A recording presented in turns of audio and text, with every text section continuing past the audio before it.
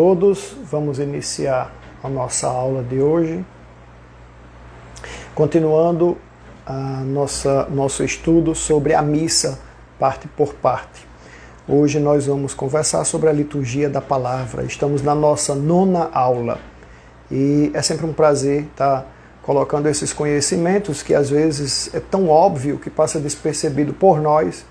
E a minha intenção é exatamente aflorar, chamar a atenção, enquanto estamos participando da missa, sobre seus aspectos sagrados, né? E para que a gente aumente a sacralidade do nosso envolvimento na missa. Então, vamos iniciar, né, a nossa aula de hoje falando sobre a liturgia da palavra. Mas antes de iniciarmos, né, já quero dar aqueles recados de sempre. Quem não for inscrito ainda no canal Gotas de Catequese no YouTube, se inscreva lá, canal Gotas de Catequese no YouTube, que todas essas aulas elas são gravadas aqui, feitas ao vivo, né, no Instagram, mas depois ela fica no IGTV, aqui no Instagram, e eu coloco no YouTube, no canal Gotas de Catequese. Aqui no Instagram, quem não for inscrito ainda, ou se vocês quiserem divulgar, me ajuda muito no apostolado, o Instagram Gotas de Catequese, né? E a ideia é que a gente vá formando as pessoas, ou relembrando aquilo que a gente estudou no catecismo, né? Quando a gente fez a primeira Eucaristia, e muitas coisas a gente vai esquecendo, a gente vai diminuindo a forma de se relacionar com os sacramentos, a sacralidade, né? E o papel desse nosso apostolado é exatamente reavivar esse sentimento a partir do conhecimento da coisa em si, né? Conhecendo a liturgia, a gente passa a amar mais o que é sagrado, né? E amando mais o que é sagrado, a gente vivencia melhor a nossa fé católica e dessa forma a gente se santifica. E as pessoas, percebendo a forma como a gente participa dos sacramentos, vai também tendo o cuidado de estar também participando da melhor forma possível, vai ficando mais piedosa, observando os outros fazerem. Então, quanto mais pessoas tiverem um espírito devocional, uma piedade na sua participação nos sacramentos, mais evangeliza, né? Lembrando que São Francisco dizia que tenha cuidado, porque algumas pessoas, o único evangelho que ele vai ver, ou ler, ou ver na vida é o seu comportamento, né? Então, isso é muito importante que a gente aprenda essas coisas. Mas vamos iniciar com a nossa oração inicial. Em nome do Pai, e do Filho, e do Espírito Santo. Amém. Inspirai, Senhor, as nossas ações e ajudai-nos a realizá-las, para que em vós comece e em vós termine tudo aquilo que fizermos. Por Cristo nosso Senhor. Amém. Ave Maria, cheia de graça, o Senhor é convosco. Bendita sois vós entre as mulheres, bendito é o fruto do vosso ventre, Jesus. Santa Maria, Mãe de Deus, rogai por nós, pecadores, agora e na hora de nossa morte. Amém. Em nome do Pai, e do Filho, e do Espírito Santo. Amém. Então, vamos iniciar a aula de hoje. Nós vimos na aula passada, terminamos os ritos iniciais, né? Então nós vimos toda como é que se processa, né, a procissão de entrada, como é que são os gestos que são feitos pelos fiéis, os gestos que são feitos pelos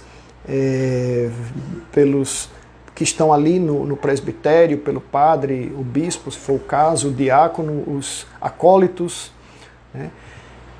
E nós vimos as três áreas na missa que a gente tem que prestar muita atenção, que é a cadeira, que fica o padre, ou a sé do bispo, o altar da Eucaristia e o ambão, que é onde a gente vai focar hoje, né, na liturgia da palavra. Depois nós vimos os paramentos, nessas aulas passadas, os paramentos, que o padre usa, né? O padre usa. A diferença das cores, lá na primeira aula a gente comentou como é que se divide o ano litúrgico no ano A, B e C, que ele tem tudo a ver agora com a liturgia da palavra que a gente vai ver.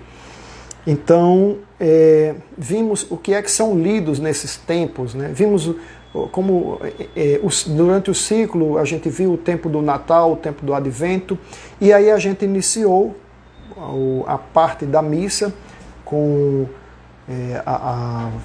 a invocação da Trindade Santa, o sinal da cruz, depois o convite, breve convite a rezar do padre, né? Depois o ato penitencial, que nós vimos na aula passada, e o Glória.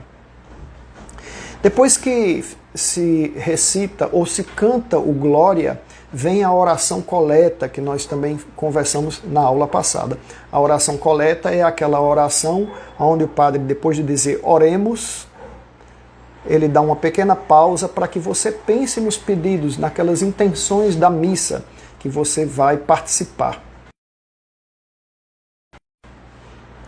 Então, naquele momento, o padre está colhendo, né, todas as intenções dos fiéis para serem entregues a Deus. Depois ele profere a oração coleta, né, entregando a Deus todo aquele momento, aquela missa e todas as nossas intenções. Depois disso, depois que todo mundo responde, depois da oração coleta, todo mundo responde amém, a assembleia inteira, e aí todos devem sentar em silêncio, porque vai iniciar agora o momento da liturgia da palavra, ou rito da palavra, né? Onde algumas leituras vão ser lidas, um salmo vai ser cantado ou lido, né? Tem um canto do Aleluia, e depois vem o credo ou símbolo, chamado símbolo, né, que é o creio, e ele pode ser cantado ou rezado, inclusive rezado em 2 coros, ou o padre chama e os fiéis vão respondendo em 2 coros, e depois a oração dos fiéis, a oração universal, também chamada de oração dos fiéis, e aí encerra-se o rito da palavra. Mas, então, uma coisa muito importante para o rito da palavra, como todo o contexto da missa, é o silêncio. Então, a partir do momento em que toda a assembleia, depois da oração coleta, diz o amém do final da oração, todas as pessoas devem sentar-se, porque, como a gente já explicou, as posições das pessoas, dos fiéis na missa, se sentar significa um momento de escuta. Então, a posição sentado é a posição de escuta, né? E nós vamos estar sentados, atentos à escuta da palavra. Por isso, é importante que as pessoas que já se acomodando, vão se acomodando em silêncio, enquanto o leitor se dirige ao ambão, né? E nesse momento as pessoas já vão ficando tranquilas, observando o ambão, para ouvir o que é que se fala, o que é que vai falar, vai ser falado, vai ser lido ali. É aquele momento que Nosso Senhor vai falar no nosso coração. Então é importante que estejamos atentos, ouvindo a palavra de Deus, né? Tem um momento depois das leituras, que é a homilia, eu até esqueci de dizer, é antes do credo ou do símbolo, né, do símbolo cristão, e a homilia é em cima das leituras, né? Todo o contexto da liturgia daquele momento vai ser fechado na homilia, né? E depois que se faz a homilia, nós vamos ver isso, é que nós rezamos o credo. Bom, então a gente tem que estar atento, observando o ambão, o leitor que está lendo e ouvindo, né? A tradição da igreja diz que este leitor não precisa ser o padre, um bispo ou um diácono, o leitor da primeira leitura, da segunda leitura e do salmo que está entre as 2 leituras. Então, é um fiel, a tradição desde sempre diz que é uma pessoa, um leitor, né, da comunidade, que faz a leitura, diferente do evangelho que nós vamos ver. Mas eu gostaria de chamar a atenção nesse primeiro momento o silêncio, né? O silêncio ele deve iniciar antes da celebração, os fiéis devem manter-se, né, em silêncio, para que se medite, se contemple a Deus, comece o momento oracional. E o silêncio é importante. A gente pensa que falar com Deus é estar o tempo todo falando, dizendo alguma coisa, alguma oração, gesticulando, falando alguma coisa. Mas, na verdade, quando num diálogo só um fala, não é diálogo, é monólogo. Então daí eu falo e nada de Nosso Senhor falar comigo, eu escutar o que Nosso Senhor está dizendo. Não que eu escute com o meu ouvido, né, o órgão do sentido ouvir, mas eu tenho que sentir no espírito, né, na minha alma. Deus fala à minha alma através do Espírito Santo, que toca a parte do meu espírito, que é a parte mais elevada da nossa alma. Então, se eu estou falando o tempo inteiro, dizendo várias coisas, eu não tenho o tempo da meditação para receber o que Deus me fala. Então, o silêncio é importante em toda a celebração. E principalmente neste momento, né? Este momento é um momento que nós paramos para ouvir a palavra de Deus, que vai ser lida nas leituras e no Evangelho, e no Salmo, né? E na antífona que antecede o Evangelho junto ao Aleluia, né? Então, o silêncio é muito importante e faz parte da liturgia. A liturgia da palavra deve ser celebrada de modo a favorecer a meditação de cada um e aquela que o padre vai proferir na homilia, que vai ajudar a gente a meditar aquela palavra que nos foi lida, que nos foi entregue. Então, como é que se divide o rito da palavra, ou a liturgia da palavra? Nós temos as missas durante a semana, que nós chamamos missas feriais, e essas missas, elas têm a primeira leitura, tem o Salmo e tem o Evangelho, somente. Então, as missas feriais, ou seja, de segunda a sábado, elas têm 3 leituras. A primeira leitura, o Salmo e já em seguida o Evangelho. Entre o Salmo e o Evangelho, nós temos o que a gente chama de Aleluia. O Aleluia, ele é cantado todos os dias do ano, à exceção da Quaresma. Na Quaresma não se canta o Aleluia. No tempo do Natal se canta, na Quaresma não, então substitui-se o canto do Aleluia. E depois do Aleluia vem o solista do coro faz o canto da antífona antes do Evangelho. Enquanto na procissão de entrada se canta a antífona do dia, daquela missa, todo o coro, no Evangelho, entre o Salmo e o Evangelho, ou nas missas de domingo, entre a segunda leitura e o Evangelho, se faz o cântico do Aleluia e da antífona antes do Evangelho, que tem a ver com o Evangelho. Então, geralmente é um pedaço de um salmo e tem a ver com o Evangelho. E o Aleluia só não é cantado no período da Quaresma. Bom, então eu estava dizendo que nas missas feriais tem 3 leituras, com a exceção, veja que sempre tem as exceções, né? Com a exceção dos dias da semana que tem uma festa de um santo ou uma solenidade de um santo. Aí vem todas as leituras completas, como no domingo.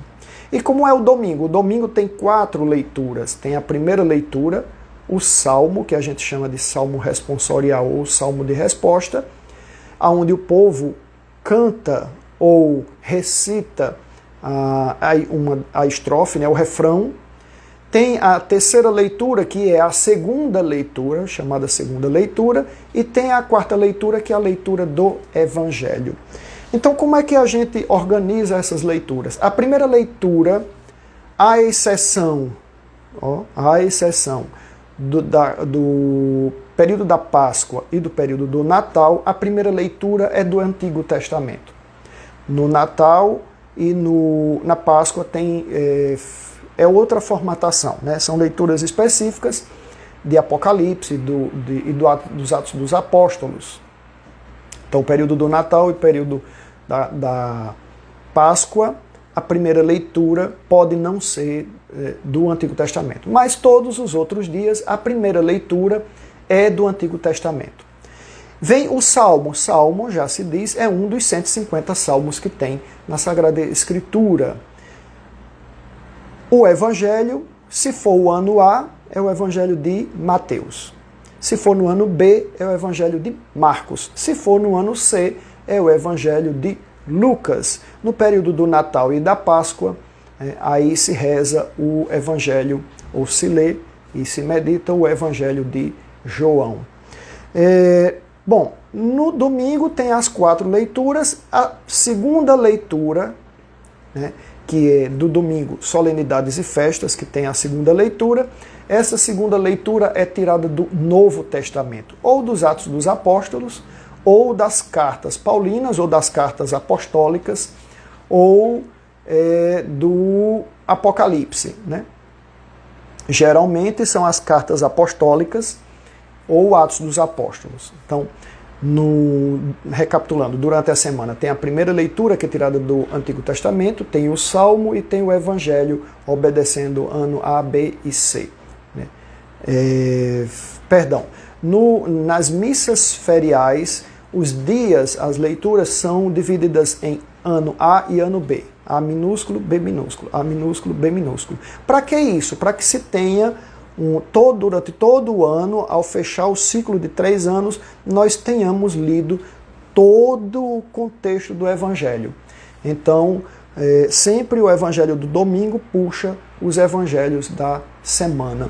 Então isso é muito bem dividido e tem calendário para isso, e tem até o fim dos tempos nós temos aí todas as leituras de todos os dias da semana e do domingo. No domingo nós temos o Evangelho dividido do ano A, B e C, mas nós temos a primeira leitura do Antigo Testamento, um Salmo, a segunda leitura do Novo Testamento e depois o Evangelho, que obedece o ano A, o B e o C. Né? Qual é a exceção? No tempo da Páscoa e no tempo do Natal, onde a primeira leitura não é do Antigo Testamento. Bom, a vigília pascal, ela tem N leituras, então ela é, vamos dizer assim, ela é uma vigília, ela não é propriamente uma missa simples, é todo um contexto. A missa de Páscoa é no outro dia, já é no domingo. Mas a vigília pascal, ela tem a liturgia da palavra, que ela tem N leituras, né? Acho que são 14 leituras. Depois vem o Evangelho e depois segue-se o rito da Eucaristia, o rito eucarístico, como na missa. Né? Mas é uma missa diferente. E todas as outras missas, elas são semelhantes dessa forma que eu falei. Bom, então, quando se vai proferir, o leitor vai proferir as leituras, tem que se ter muito cuidado, porque a palavra que vai ser proclamada ali é palavra de Deus, né, tirada da Bíblia, e esta palavra, essas leituras, elas estão escritas, né, num livro que nós chamamos de lecionário. Então, o lecionário, ele é um livro, a gente comentou em aulas passadas também, que na missa são usados 2 livros. O missal, que é aquele que fica com o padre, né, onde estão todas as orações, né, inclusive a oração eucarística, e todo o rito da missa está lá. Agora, as leituras não estão lá. As leituras estão num outro livro que é chamado de lecionário. E o Evangelho, ele está no lecionário, mas ele também pode ser separado num outro livro chamado Evangeliário. Então, na verdade, são 3 livros que são utilizados durante a missa. O missal, que fica com o padre, tem todas as orações, todo o rito litúrgico. O Evangeliário, que fica no altar, né? Se ele entra com a procissão de entrada, é a palavra de Deus que entra. Por isso eu comentei aqui numa das aulas que não se entra com a Bíblia. Nós estamos agora, hoje, no mês de setembro, onde está sendo gravada essa aula, nós estamos no mês de setembro, mês da Bíblia. Algumas paróquias utilizam a entrada da Bíblia como forma de aclamar a palavra de Deus, mas na verdade não está no rito da missa isso, né? Bom, isso é um costume que se colocou, mas ela não está no missal romano, e o único livro que entra em procissão é o evangeliário, que entra na mão do diácono suspenso, ou ele entra na mão de um acólito ou de um leitor, desde que esteja devidamente paramentado, ou seja, de túnica. Então, o acólito, ou o diácono, que é o ministro da palavra por excelência, ele vai entrar com o evangeliário, ou um acólito paramentado com o evangeliário suspenso acima da cabeça, e ele é colocado no centro do altar assim que a procissão de entrada ela chega ao altar, ao presbitério. E ela só sai dali na hora de ser lido o evangelho. Então, o livro, o missal fica com o padre, o evangeliário fica no centro do altar e só vai em procissão, porque o evangeliário representa a palavra de Deus, né? É o próprio Jesus Cristo que vai falar naquele momento, na pessoa do diácono ou na pessoa do padre, né? O padre e o diácono agem, ou o bispo agem in persona Christi, então é o Cristo que está falando naquele momento, e ele vai ler tirando desse livro evangeliário, que é a representação também do Cristo na missa, né? A gente já falou, já explicou isso em aulas passadas. E o lecionário. O lecionário tem dois, né? Os do dia da semana. Aliás, são 3 lecionários. Um que é para os domingos, um que é para os dias de semana, e um que é dos santos, né? Que são missas específicas dos santos, e aí tem um lecionário específico para isso. Então são os 3 livros que se utilizam na missa. Nenhum outro livro mais é utilizado, a não ser um livreto das preces, que também tem no missal, mas ele pode vir separado para fazer a leitura, para a gente não usar aquelas orações do jornalzinho, que às vezes é meio confusa, aquelas orações são confusas, e às vezes não retratam, que a gente vai ver aqui como tem que ser a composição da oração universal, ou a oração dos fiéis, né? E aí tem esse livreto que também faz parte do rito. Ou um livro de rituais, de bênçãos, que às vezes acontece, a bênção das alianças, não a bênção das alianças, mas a bênção para o casal que está completando ano de matrimônio, né? Ou a bênção de imagens, né? Que isso pode ficar para depois da missa. Então esses outros livros são livros de orações sacramentais, né? Para os sacramentais, para as bênçãos. Mas os 3 livros que são usados na missa são os 3 que eu citei. Então o leitor ele se dirige ao ambão, aquele local que a gente comentou em aulas passadas, e lá o lecionário vai estar aberto primeiramente na primeira leitura. O leitor que vai proferir aquela leitura, ele não precisa dizer primeira leitura, não é dito. Os livros litúrgicos, eles têm letras em 2 cores. As letras vermelhas e as letras pretas. A gente chama de rubricas. Nós temos as rubricas, né, que são as letras vermelhas, né? Então, aquilo que está na rubrica, ou seja, o que está em letra vermelha se faz. O que está em letra preta se diz, né? Então, eu leio só com o pensamento que está no vermelho e faço aquilo. Ou seja, está escrito assim, primeira leitura, eu não preciso dizer, está escrito em vermelho. Não digo. Eu começo a dizer o que está em negrito, ou está em preto. Ou seja, ali está dito, esta é a primeira leitura, mas eu não preciso dizer para ninguém, porque todo mundo sabe que aquela vai ser a primeira leitura, porque é a primeira leitura que está sendo lida, né? Depois vem o salmo de resposta, então eu não preciso dizer salmo responsorial, que está em vermelho. Eu tenho que falar ou cantar o que está, dizer ou cantar o que está em preto. Então, eu não digo, o leitor não diz primeira leitura, segunda leitura, salmo responsorial, não diz. Fiquemos de pé para aclamar o evangelho, essas coisas não precisam ser ditas. Todo mundo já sabe, né? E a gente vai fazer, né? Então, o que está em vermelho se faz, o que está em negrito ou em preto se diz. E aí, o leitor, se dirige ao ambão, né? De preferência fazer uma reverência ao ambão, porque é a palavra de Deus que está ali, uma inclinação de cabeça, né? Se aproxima e faz a leitura de forma audível, se não tiver microfone, se tiver microfone, de forma que as pessoas escutem o que está sendo falado, de forma pausada e ritmada, para que as pessoas entendam as palavras que estão sendo ditas, né? E de forma a utilizar a pontuação adequada. Quando tem vírgula é vírgula, quando tem interrogação é pergunta, quando tem ponto final é ponto, né? Ponto final, ponto e ponto final. Então, a pessoa tem que ser um bom leitor para que os que estão ouvindo, eles entendam a palavra que está sendo proferida e meditem sobre ela. Aí a gente diz assim, não, mas eu vou pegar fulano de tal, porque ele vem sempre aqui, ele gosta de ajudar, ele gosta de ler, e aí eu vou escolher, isso para a equipe de liturgia, né? Eu vou escolher essa pessoa, ele sempre está por aqui, mas a pessoa não sabe ler. Não sabe ler direito, não é que não sabe ler porque não foi alfabetizado. Não, é porque não consegue ler direito.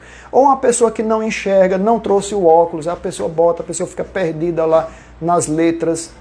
Então, os leitores, eles precisam ser pessoas que consigam se expressar bem na leitura para que as pessoas consigam compreender, entender. Então, um leitor ruim vai fazer com que as pessoas fiquem agoniadas, não entendam nada que foi falado ali, dito, e aí perdeu-se a oportunidade. Perdeu-se a oportunidade de se meditar sobre a palavra de Deus. Porque muitos não leem a Bíblia em casa. E a oportunidade é na missa. É na missa que a gente tem, durante 3 anos, a leitura de todos os evangelhos. Tudo que está no evangelho a gente lê a cada 3 anos, completamente. Quem participa da missa todos os dias, praticamente lê a Bíblia inteira a cada 3 anos. Então, é importante que o leitor leia bem. Da mesma forma que a pessoa que vai cantar o salmo tem que cantar bem. Porque se não cantar bem, as pessoas não vão entender o que está sendo rezado ali de forma cantada. Então, é importante que os leitores leiam bem para que as pessoas consigam ouvir, entender a palavra que está sendo proferida e meditar sobre ela. E quem vai cantar o salmo, que as pessoas entendam as palavras que estão sendo proferidas ali para que se reze, né? E o salmo, a palavra salmo, ela já diz que já vem lá do hebraico e já diz que é aquilo que é cantado. Então o salmo ele foi feito para ser cantado. Se não tem um cantor, aí paciência, lê-se, né? E as pessoas repetem. Mas o salmo cantado leva a pessoa a rezar, né? Nós tivemos uma live há umas aulas atrás, né, com o maestro Luciano Peixoto, e nós vamos ter, na semana que vem, nós vamos ter a segunda aula com o maestro Luciano Peixoto, aonde ele vai colocar o segundo composto de cantos, não vou dizer composições, porque aí confunde com a música, mas o segundo bloco de músicas, de cantos litúrgicos que fazem parte da missa, né? E a gente vai conversar sobre isso na semana que vem, né? Então, não percam essa aula. Quem assistiu a aula sobre o canto litúrgico, a primeira aula, foi só elogios, né? Foi muito bom, e a gente vai ter a segunda, mesmo porque ele traz a parte técnica, ele comenta como é, e depois ele mostra na prática, né? Ele canta e ele toca, né? E aí a pessoa consegue compreender porque aquela música entra no rito litúrgico da missa, e em que momento e para quê, né? E aí as pessoas começam a participar melhor da missa. Bom, então a primeira leitura é essa, o leitor chega lá, faz a reverência, o ambão, faz a leitura e diz: palavra do Senhor. E as pessoas respondem: graças a Deus. Terminada a primeira leitura, é feito um momento de silêncio, né? Os músicos, eles têm a mania de terminar a primeira leitura, já começa a tocar o violão, o teclado, o que for, para entrar o salmo rápido. E já para terminar rápido, para entrar na segunda leitura, e as pessoas pensam que precisa fazer alguma coisa para não ficar aquele silêncio na igreja. E aí, mais uma vez, eu coloco a importância do silêncio. Na hora em que você ouve, né, a leitura, você precisa silenciar um pouco para que aquela leitura sedimente na sua inteligência, sedimente no seu coração, né, metaforicamente, e você contemple o que foi rezado ali, porque na verdade quando a gente lê a palavra de Deus, a gente reza, né? E aí eu tenho que ter um momento de silêncio. É aquele momento onde o cantor se dirige, o salmista, né, se dirige ao ambão para cantar o salmo. E aí o cantor, ele canta o refrão e canta a estrofe e as pessoas repetem o refrão, né? Quando não tem um cantor, solista que vai fazer isso, então faz a leitura, né? Então o salmista lá faz a leitura do refrão, as pessoas repetem, em seguida ele vai fazendo a leitura das estrofes e as pessoas vão respondendo com o refrão. Terminado o salmo, novamente o momento de silêncio é o momento em que se trocam os leitores. E aí vem o leitor da segunda leitura. Da mesma forma, não se diz segunda leitura, não se diz. O que está em vermelho não se diz. Só se lê o que está em preto. O que está em vermelho se lê com a mente só, em silêncio. Leitura silenciosa, como a gente aprendeu lá no jardim de infância. Bom, então faz-se a segunda leitura, palavra do Senhor, graças a Deus. E aí vem o momento do Evangelho. Para o momento do Evangelho, é um momento importante esse, né? Do rito da palavra é o auge, é o Evangelho. Então, se o auge é o Evangelho, o coro vai iniciar uma música. Essa música é o Aleluia. E o Aleluia não é cantado no período da Quaresma. É só o momento em que ele não é cantado. Então, o coro começa o Aleluia e um solista canta a antífona de antes do Evangelho, né? Então, a antífona pré-Evangelho, ela é uma antífona que vem, todas as missas já tem a sua antífona própria. O cantor, o solista, é só uma pessoa que faz isso, canta aquela antífona e toda a igreja, junto com o restante do coro, faz o canto do Aleluia, fechando, que é o momento em que o diácono se dirige para fazer a leitura do Evangelho, ou o próprio bispo ou padre se dirige para fazer a leitura do Evangelho. Se tiver o evangeliário, quando o coro começa a cantar o Aleluia, as pessoas ficam de pé. A posição de pé é a posição sacerdotal, nós já explicamos nas outras aulas. Então, nós vamos ficar de pé para ouvir, na posição sacerdotal, para ouvir a palavra de Deus. Então, o padre, tendo o diácono se inclina na frente do presidente da celebração, como que pedindo a bênção, né? Pedindo a bênção para proferir a palavra de Deus. Se dirige até o centro do altar, né? Faz o sinal da cruz, se dirige até o altar, pega o evangeliário, se tiver o evangeliário, eleva-o acima da cabeça e leva em procissão para o ambão. Veja que essa procissão, ela é um rito que significa que a palavra que se fez carne, né? A palavra vai ser proferida, depois ela está ali na mesa da Eucaristia feita carne, né? O pão e o vinho que vão ser transubstanciados no corpo, sangue, alma e divindade de nosso Senhor Jesus Cristo. Então, é a palavra que se faz carne. Verbum caro facto est. Né?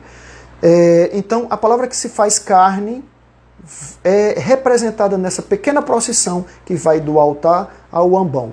Então, quando chega lá no ambão, o diácono faz, o Senhor esteja convosco, o diácono ou quem for proferir, o ministro ordenado ou de primeira ordem, que é o diácono, segunda ordem, que é o padre ou presbítero, e terceira ordem, que é o bispo, né? O terceiro grau da ordem. Então, Um desses três vai fazer a leitura do Evangelho, faz a saudação inicial, e aí ele diz Evangelho de, por exemplo, São Mateus, ou agora neste tempo São Marcos, e faz uma pequena cruz no canto lá do evangeliário ou do lecionário, lá uma pequena cruz lá no canto. Enquanto ele faz essa pequena cruz lá no canto, no livro, no evangeliário ou lecionário, as pessoas estão fazendo 3 pequenas cruzes, né, na testa, na boca e no peito. Então a gente faz essas 3 pequenas cruzes sem dizer nada. Não faz pelo sinal da Santa Cruz, não diz nada. Só 3 cruzes, né? Para dar um entendimento, para que a boca proclame isso depois e para que se guarde no coração. Então, ao fazer isso, depois o padre faz o sinal da cruz nele, padre, bispo ou o diácono, e faz a incensação do evangeliário ou lecionário. Então ele faz a incensação, porque aquele momento também é um momento de oração e aquela palavra é sagrada, tudo que é sagrado se incensa, porque aquele incenso aromático ele sobe como nuvem, né? Aquela fumaça sobe como nuvem, sobe como fumaça. Para Deus é a oração que nós estamos dirigindo a Deus. Então o diácono, padre ou bispo faz a leitura do Evangelho ou canta o Evangelho. Existem melodias próprias para se cantar, não é inventada não. Existem melodias próprias, adequadas para cantar o Evangelho, né? E depois que se profere o Evangelho ou se canta o Evangelho, o diácono, padre ou bispo diz palavra da salvação e o povo responde glória a vós, Senhor. E todos se sentam. E o padre, lá em silêncio para ele, hoje em dia, com o microfone, ele diz, e todo mundo escuta, que as palavras do Evangelho perdoem os nossos pecados. Ele pode dizer em português ou pode dizer em latim.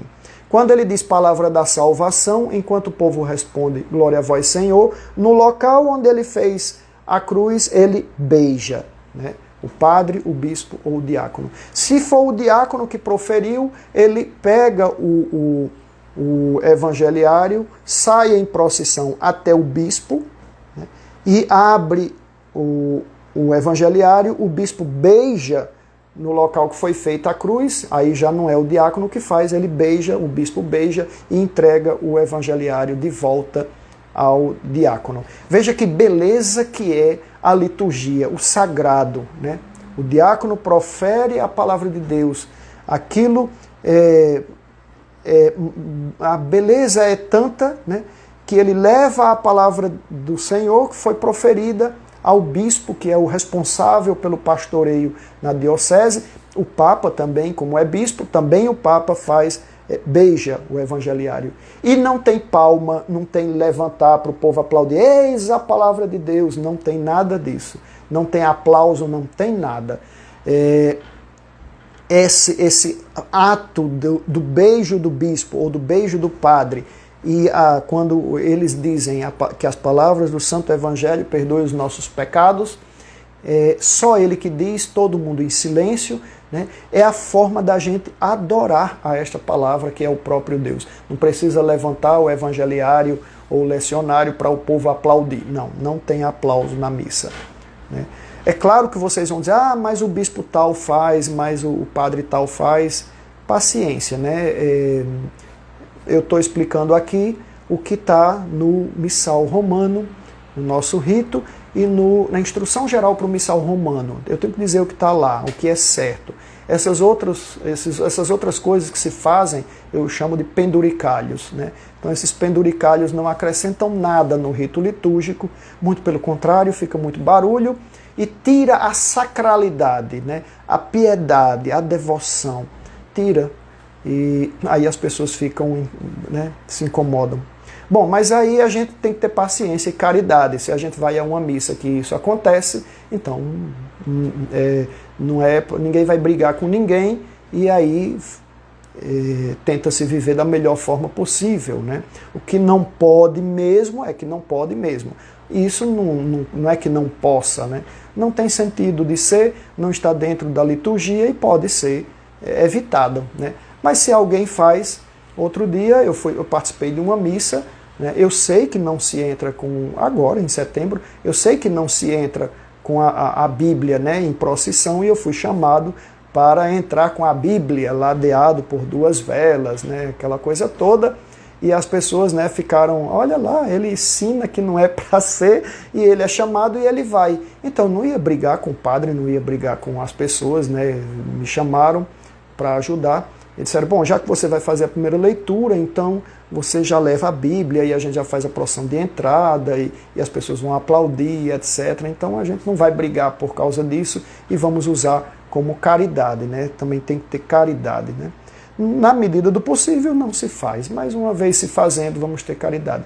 Tem coisa que não é possível fazer. Por exemplo, se um padre disser, venha no altar, pegue a hóstia já consagrada, faça coloque no vinho e comungue com sua própria mão, isso não. Isso você vai dizer que não vai fazer, porque isso é sacrilégio. Né? Então, o que é sacrilégio eu não posso fazer porque é pecado mortal. Então, essas coisas, tem coisas que a gente pode negociar, quer dizer, entrar com a Bíblia não vai fazer mal, né, a liturgia. Vai tirar um pouco da essência, mas não vai fazer mal a liturgia.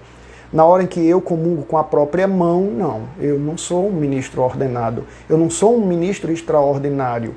Né? Para ser alguém que distribua a comunhão eucarística, precisa ser pelo menos um ministro extraordinário. Veja que o nome é extraordinário, porque o ministro ordinário da comunhão é o diácono. E o ministro ordinário, né, da Eucaristia é o padre e o bispo. Fora isso, todos nós somos fiéis. Exercemos o sacerdócio comum dos fiéis, que não tem a ordem para comungar de própria mão. Então isso não pode. Então não podendo é sacrilégio, e sendo sacrilégio não posso fazer. Há outras questões assim um pouco mais simples, por exemplo, rezar o Pai Nosso de mão agarrada e mão assim como padre, ou mão posta, isso é negociável, como diz o padre Paulo Ricardo. Tem coisa que não é negociável, que não é negociável, não se faz. Bom, então o padre, o diácono leva, tendo o diácono, para o bispo beijar o local onde foi feita a cruz, e aí vem a homilia. Quem é que profere a homilia? Tenhamos cuidado.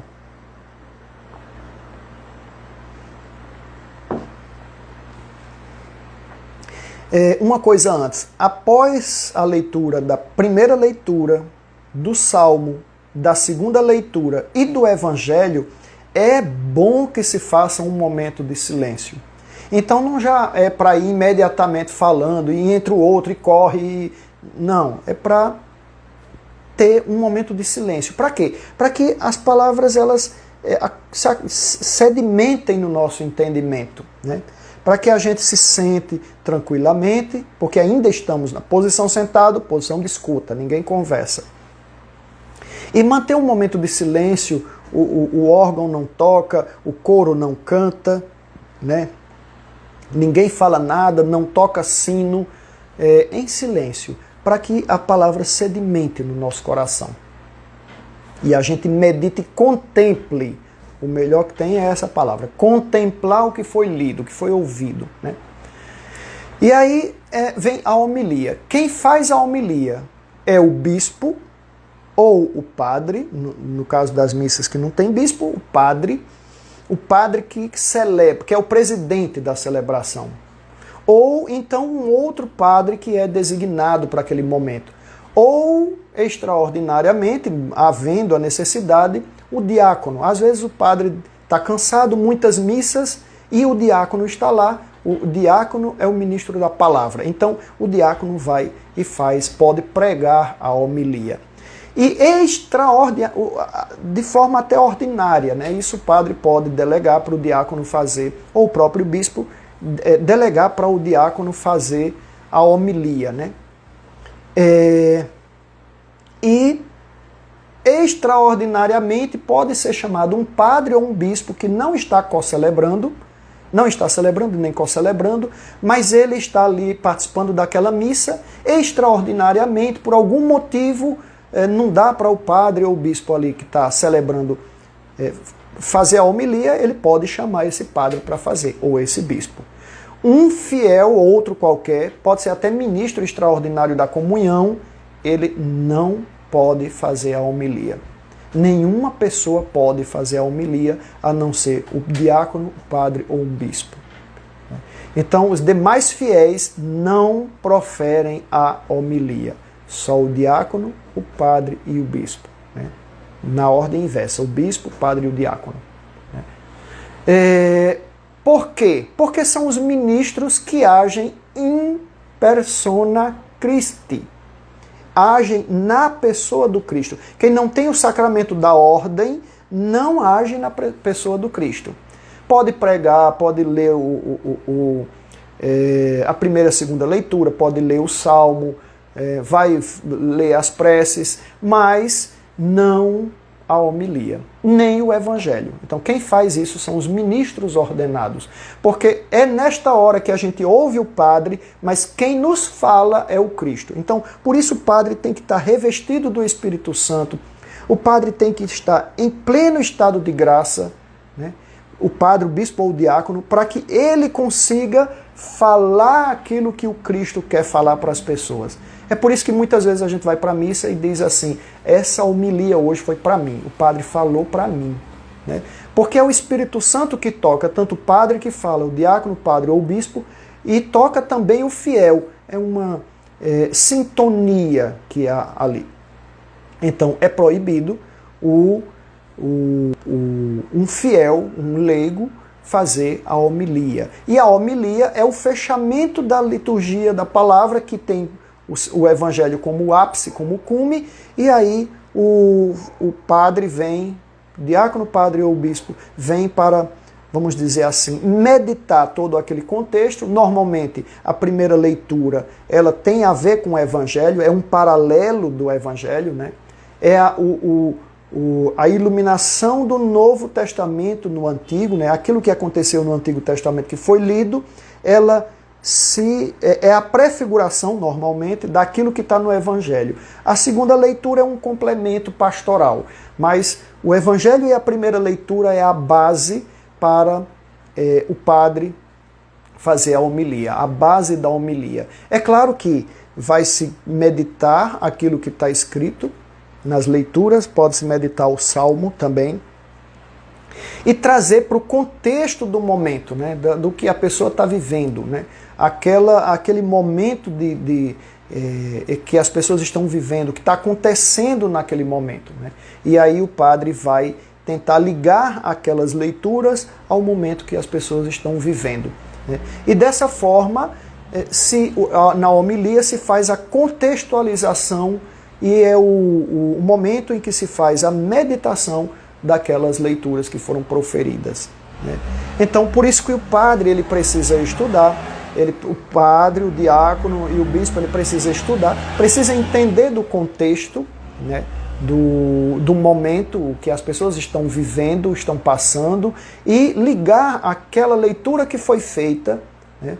Que a Bíblia começou a ser escrita 1500 anos antes de Cristo, terminou de ser escrita 100 anos depois de Cristo. Então são 1600 anos daquelas histórias que têm um sentido e se completam e se realizam perfeitamente no Cristo, e é isso que tem que ser passado para as pessoas. Né?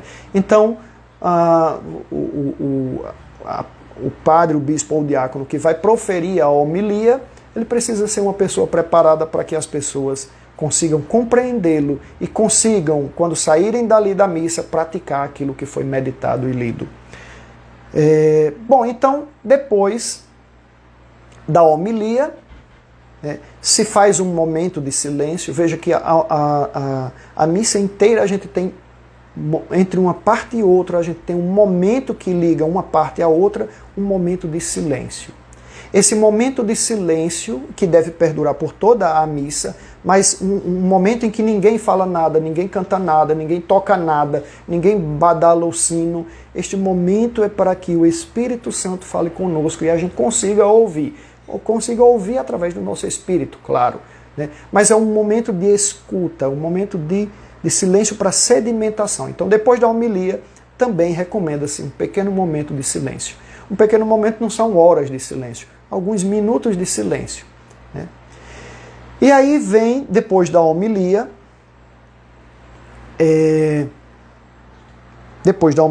nós temos a profissão de fé. O que é a profissão de fé? A profissão de fé é o que a gente chama de credo ou creio, né? Então todos nós que ouvimos aquilo, a pregação do padre, as leituras todas, né, num contexto em que vai dentro de um ciclo, né, do ano A, B e C, né, juntando com as missas do meio da semana, né, as missas feriais, aquele contexto todo, a gente vai ouvindo a palavra de Deus, a gente tem que aderir a isso, né? A gente tem que dar a unidade daquilo. E é isso que é o símbolo da fé, né? Ou a profissão de fé. Na profissão de fé, eu professo, eu estou rezando o símbolo da fé do cristão, o símbolo do cristão, né? O símbolo da nossa fé é o credo, o creio, né? Símbolo é uma palavra, sim, é aquilo que junta, né? E diábolo é aquilo que divide, né? O que junta, símbolo, o que divide, diábolo. Então o diabo é aquilo que é divisor, aquele que é divisor. Aquilo que une é simbólico, né? Símbolo, né? Então todos os fiéis rezando o credo, a gente está dando a unidade da nossa fé, né? O símbolo. Eu junto ali tudo o que eu creio e professo. Eu não faço um juramento, por isso não se reza o credo assim, com a mão direita. Essa é a minha mão direita, porque estou usando a câmera frontal e aí ela fica ao contrário, né, nesse meu celular. Então, aqui é a minha mão direita. Então, na minha mão direita, eu não preciso levantar porque eu não estou fazendo um juramento. Eu juro que eu creio. Não é isso. Eu estou professando a minha fé. Então, não preciso levantar a mão. Eu rezo, de preferência, com as mãos postas, como em oração, né, de preferência. E aí eu faço a minha profissão de fé, que pode ser o credo apostólico, que é aquele menor, ou pode ser o credo niceno-constantinopolitano, que é aquele mais longo, que pegou o símbolo apostólico, o credo dos apóstolos, e aumentou com algumas coisas que naquela época do Concílio de Nicéia e de Constantinopla eram heresias, e os concílios acabaram de vez dizendo, olha, o que nós cremos é nisso, nisso, nisso e nisso, e botaram no credo niceno-constantinopolitano para que a gente professasse até a eternidade. Não? Então, isso é o que nós cremos, se reza após a homilia. Depois vem a oração dos fiéis, né? A oração dos fiéis, sim, então o credo ele pode ser rezado e ele pode ser cantado, né? O credo rezado pode ser em 2 coros, uma parte das pessoas rezam uma frase, a outra responde com a outra frase até o final, né? Ou de uma vez só, todo mundo dizendo de uma vez só, que é o mais comum. Antigamente se utilizava um lado responde, um lado reza, o outro responde, né? Mas o ideal é que todo mundo reze mesmo, tudo junto, mas pode ser rezado em coro, né? E pode ser cantado. O sacerdote também faz recita junto com o povo. Depois disso vem o que nós chamamos de a oração universal, que nós chamamos de oração dos fiéis. Então, o que foi proferido ali na palavra de Deus, né, proclamada ou recebida na fé, depois a gente vai colocar em forma de súplicas para Deus na missa, né? Então, depois da homilia vem o credo, né, o símbolo da fé, a profissão de fé, e logo em seguida nós fazemos as preces, que é o último momento da liturgia da palavra. Essas preces, elas não são de qualquer forma, elas têm uma forma, um modelo para se fazer, né? Então, normalmente são 4. Primeiro, pelas necessidades da igreja, sempre as preces são feitas de forma plural, né? Universal. A oração é universal, então por todos. Então reza-se pela igreja inteira. E pode-se especificar especialmente. Rezemos pela igreja que está no mundo e etc, etc. Especialmente a que se localiza em Maceió. Pode-se fazer assim. Mas o que é comum é fazer a oração universal. Então, primeiro, pelas necessidades da igreja, seja nas necessidades da fome no mundo, das doenças, então se coloca de forma universal, né? Da caridade ou da falta de caridade, então a gente coloca as necessidades da igreja. Depois, pelas autoridades civis e pela salvação do mundo, então vamos rezar pelos governantes dos países, em especial pelos governantes do Brasil, pode-se fazer assim, e pela salvação do mundo. E terceiro, por aqueles que sofrem dificuldades, então pelos enfermos, né, pelos que estão em dificuldades financeiras, mas sempre no global.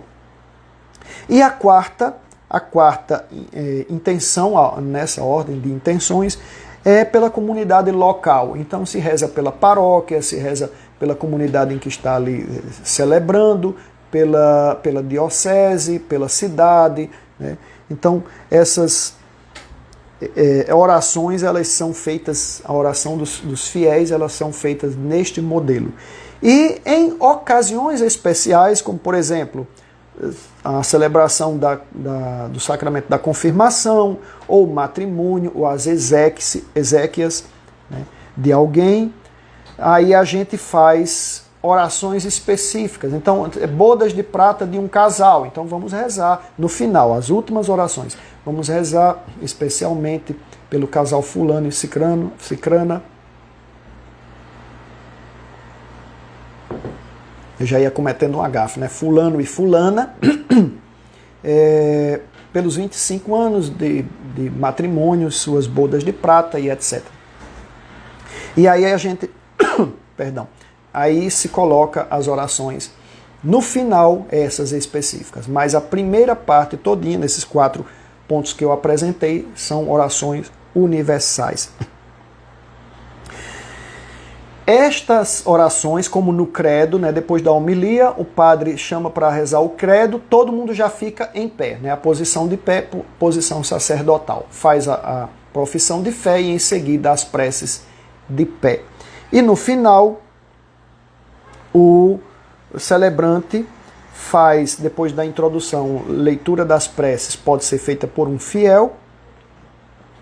O padre faz o encerramento pedindo a Deus que ele receba pelas mãos, por suas mãos, as orações todas dos fiéis que ali apresentaram e aquelas que estão no coração de cada um. E aí é encerrada com esta oração a liturgia da palavra. Em seguida vem a liturgia eucarística, o rito da Eucaristia, que começa com o ofertório, mas isso é o momento, é o ápice. A oração, a liturgia eucarística é o ápice da missa, né?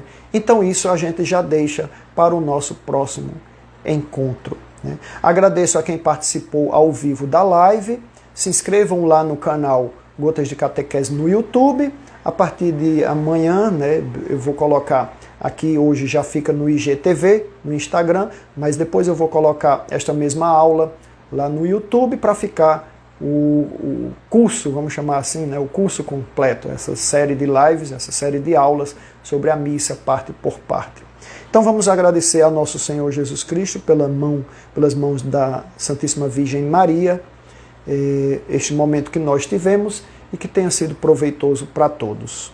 Ave Maria, cheia de graça, o Senhor é convosco, bendita sois vós entre as mulheres, bendito é o fruto do vosso ventre, Jesus. Santa Maria, Mãe de Deus, rogai por nós, pecadores, agora e na hora de nossa morte. Amém. Em nome do Pai, e do Filho, e do Espírito Santo. Amém. Tchau, encontro vocês na próxima aula.